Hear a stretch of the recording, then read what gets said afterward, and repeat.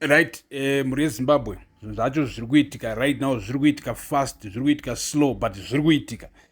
So tose tiri kuiziva nyaya yabrighton matebuka, uyo lawyer ari based in the UK, a big supporter wachamisa, akabudikira achishora biti kuti biti akatengesa chamisa, and izvozvo zvakaita kuti vanhu vakafanana naHope Waching'ono nevamwe vakawanda vabudikire vachiti no, uyu munhu atumwa nachamisa kuzoataka biti right now. So ngatipindei munyaya yaapinzira right now. So tose taona even audio yakalika, audio yalikiswa I think naJealous Mawarire, I think so if I'm not mistaken, and that audio and chamisa ari kutaura nemunhu ari kutaura naye ari kunzi iye anga atumwa namai Mnangagwa, according to Jealous Mawarire, anga atumwa namai Mnangagwa kuti ataure nachamisa, so anga achitaura nachamisa. So chamisa ari kubudikira achitaura zvinhu zvakafanana nokuti isusu hatifaniri the new dispensation, zvinhu zvakaitika kuna 2018, the new dispensation haifaniri kubuda kuti inini chamisa nevamnangagwa tikonane sekukonana kwanga kuripo pakati Robert Mugabe naTsvangirai. Right, tisataenda kure munofanira kuisa inonzi political strategy. That's a cue in politics. Zvakaitwa nachamisa ipapapa wakapedzera. You know why? Because there is no way ZANU-PF or vanhu vakaita sana Mnangagwa will let go of power if they don't feel safe. If they think the next guy who is coming in ari kuzotanga kutiita ma-investigations, otitorera ma-farms edu, otitorera ma-business edu, otitevera, otita sei, otisunga kana kuti otitorera dzimwe dzimba kana chii, handiti. Hakuna, kana vakafila senge chamisa is not friendly enough, they will never let go of the position of the chigaro, handiti. So chamisa anenge achitoita strategy papa achitreata vanomnangagwa, no guys don't worry, muri mukoma wangu chizorai, mavangomunzwa chero paikambeni achi ndakataura nawo mukoma wangu ndakaudzati mukoma garai pasi muzorore makura imimi, regai titirove basa isusu topinda isusu vapana vechidiki tokutadza kuti basa rorwa sei imi chizorai, handiti. It's a way yekuti even them they can understand to know it's not a personal issue yekuti ingokubvisa ipapa pawangu takutotanga kutokuinvestigata, because kana kuchinzi chamisa ari kuuya neenergy yakadaro, they will never let go of power. Zvekuzoti vana Mnangagwa vazomuchinjira vakatanga kuramba vachida kutora more power, hwangowo utsotsi hwawo, but at the end of vanenge vachiziva kuti chamisa is not a threat, and so tiri kutaura zvema-real politics panapa, strategies. So hatipindei right zvataugwa naBrighton Matebuka. So Brighton Matebuka ari kupindura achiti iye akanzwa audio yakalika ende ndobva atovhunza chamisa nezvazvo, and so ari kuti yes, I have asked chamisa about that audio. He has addressed it. His response connects Hopewell to Ben Muneri of Hotplate fame, Jealous Mawarire and Hopewell's ambition to become Harare mayor via Douglas Monzora at the time in question. So saka investor pamuri kunzwa patobudiswa ari kubudisa kuti vana Hopewell Waching'ono naJealous Mawarire vaida kuzvigaro zvekuva mameya via Douglas Monzora, kuti pakapanduka Douglas Monzora achisiya futi chamisa paya, ndo zvanga zvaitika at the time in question, right? Hande kumberi, Hopewell allegedly stunned ED and his wife by demanding to be a mayor of Harare for his services.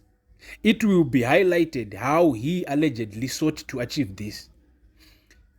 Hanzi Hopewell vana ED nemukadzi wake vakatovhunduka hezvo Hopewell vati ndiri kuda kunoita mayor weHarare for ma-services, ameno ma-services avaipanana nayo, right? Hande kumberi.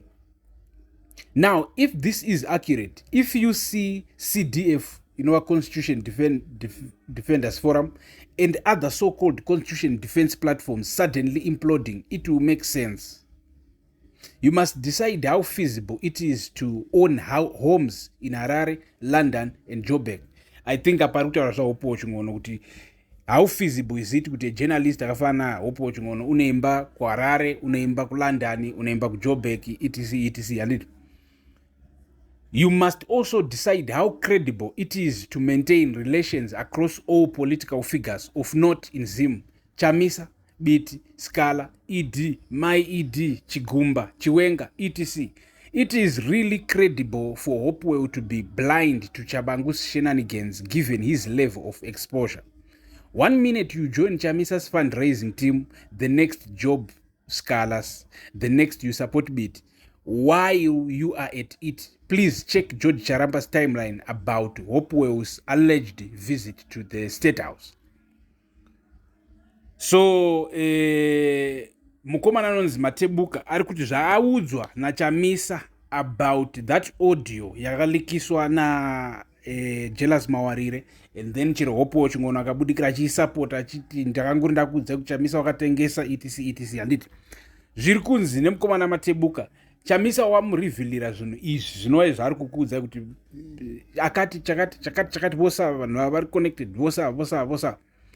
And the only reason why Chamisa would not be able to say is because haangagoni kuti iye ndio ari kudaita president, and so whatever he is given it's always going to be less than the position of being what, the president. So ndiye munhu anowo kuti haatengeki chero ukamutenga but still ambition anenge achingori nayo. Do you understand that part? Unogona kumutenga but anenge achitongoziva kuti what I am about to occupy is what exactly you are occupying, that you are misusing uchitenga vanhu.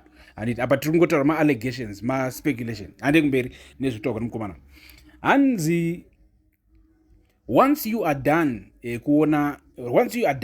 add shadow figures like Ali Naka and Jealous Mawarire. What do you know about them? We shall also visit the small matter of the alleged £50,000 Barclays loan and forensically examine how feasible a major UK bank can issue such a loan to a 20-something-year-old with a Zim passport who has recently arrived in the UK and has got no collateral. Aparutani zvaopo ataura zvonzi akapiwa kuda loan yekutenga dzimba dzake because opo unenge ane tumadzindzini tumadzindzini twake twaproject chichi right gachipedzisa. If you open your eyes wide enough we could end up getting Zim back. So zviri kunzi rose drama ramuri kuona rawiswa against Chamisa manyepo vakomana vagara ivo pachavo vatori compromised zvokutodaro vana Hopewo chingono nana Jealous Mawarire ndo zviri kutaurwa nalawyer Brighton Matebuka avo vanozikamwa kuti vanosapota Chamisa. And apa lawyer apa vari kutoti ivo as a matter of fact vakatobvunza Chamisa about the leaked audio. Si zvamangozvinzura vari kuti vakatomubvunza Chamisa and Chamisa zvaakavaudza ndo zvakaudza lawyer